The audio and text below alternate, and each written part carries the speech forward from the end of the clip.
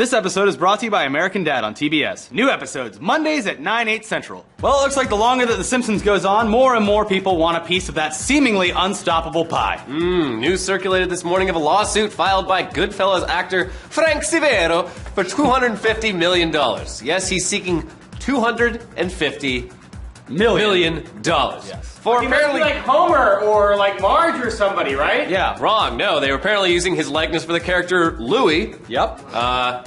Who is seen in many episodes as Fat Tony's sidekick. Oh, that guy. Okay. Yeah, that seems like $250 worth of $250? bullshit. Definitely $250. $250 million. So the problem is Louis isn't even a major character in the show, so why is Frank Severo seeking major damages? Well, he claims that the series has made around $12 billion since its creation through TV, movies, video games, and other merchandise, and that producer James L. Brooks was, quote, highly aware of who Severo was, the fact that he created the role of Frankie Carboni, and that the Simpsons character Louie would be based on his character. Yes, and here's how the lawsuit actually stacks up to that astronomical price tag. He wants $50 million in damages for loss of his likeness, $50 million in actual loss for improper appropriation of his confidential idea, $50 million for exemplary damages, and a whopping $100 million for improper interference. Worth it. Those are all lawyer terms. I don't understand them. He claims a loss of prospective economic advantage and that he's been typecast because of it.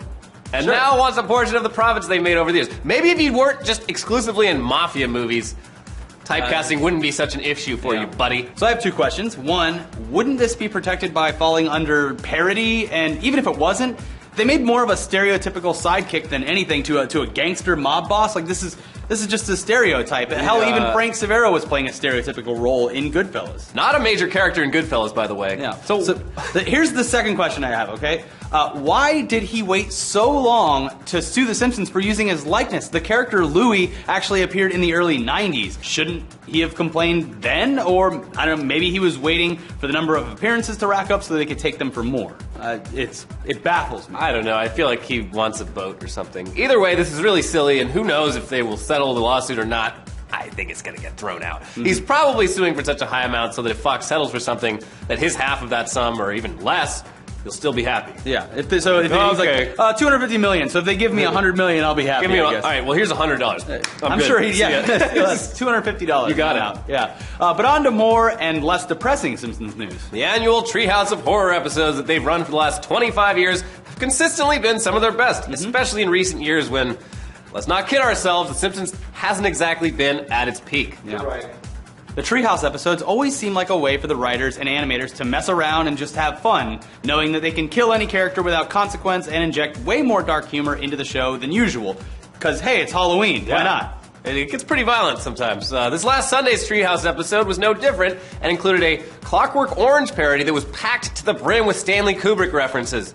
And a segment where the Simpsons came face to face with their more sloppily drawn counterparts from 25 plus years ago. Yeah. Remember, the Simpsons started as just a short recurring segment on the Tracy Ullman Show back in 1987. Yeah. This is before the actual Simpsons show. Yeah, it's pretty crazy seeing how much the show's animation style has changed in the decades since it's first aired. But this was not as crazy as the end of the episode, which featured the Simpsons rendered in the style of a whole bunch of other iconic shows. Yeah, there's CG Simpsons, Which they'd done before. Yeah. Yeah. There's Anime Simpsons. Adventure Time Simpsons. That one was cool. Yeah. South Park Simpsons. Archer Simpsons. Simpsons in the style of Sylvain Chomet from like Triplets of Belleville and other French animated movies. My personal favorite, the Despicable Me Minion style Simpsons. Adorable.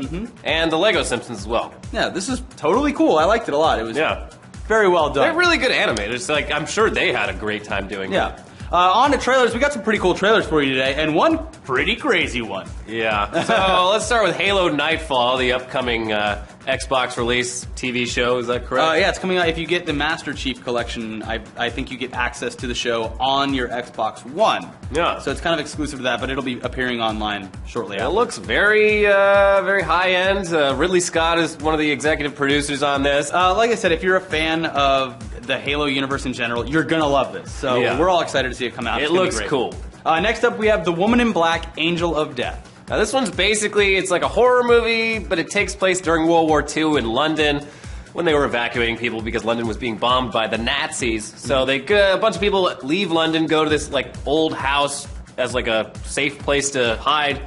And it turns out it's haunted, and there's a bunch of creepy little automatons. And hilarity ensues. Yeah. And then finally, because the season's almost here, Christmas trees will be very shortly showing up in all of the major department stores. We have Kirk Cameron's Saving Christmas. What's Kirk Cameron saving it from? I Elliot? love the title because the title of the movie is Saving Christmas. Yeah. And it's created by Kirk Cameron. Yeah. But together it's just like, Kirk Cameron's gonna save Christmas. Yeah, he comes in and saves the day. And, I mean, if you're not familiar with Kirk Cameron, he was on Growing Pains as a kid, and then became a born-again Christian, and then just became kind of a dick about religion in all the years since then, and made a bunch of Left Behind movies, and doesn't think evolution is real, and he thinks Christmas is under attack. He thinks there's a war on Christmas, and this is his solution to it. Yeah, when he's not busy making these movies, I'm pretty sure he moonlights as one of those guys down at Comic-Con holding the giant yellow signs that say that you're going to hell if you wear a zombie costume. I would not be surprised in the least. Heaven or hell. Anyways, don't go see that one. We just put it in there because it's stupid and ridiculous. Yeah, I mean, and that's not to say that Christianity is dumb. It's just that Kirk Cameron is dumb. Yes. So, there you go. Just clarify that. Shots fired. Sticking it to him. Yeah.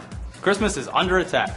All right, so guys, what do you think about this $250 million lawsuit against The Simpsons? Do you think that, I don't know, will he even get paid out on this? I don't think it's going to get tossed out of the courts immediately. Way too late, first of all, and $250 million. Oh, and another thing I wanted to add, FXX actually has the app now, so you can watch every Simpsons episode ever on their app. So go nuts on that. Go watch the old ones. That's other good news. Yeah, season 5. That's the real. Yeah, seasons like 4 through 7 was like that's the good stuff. Peak. It also happens to be the time when I was watching it as a kid. So coincidence? No.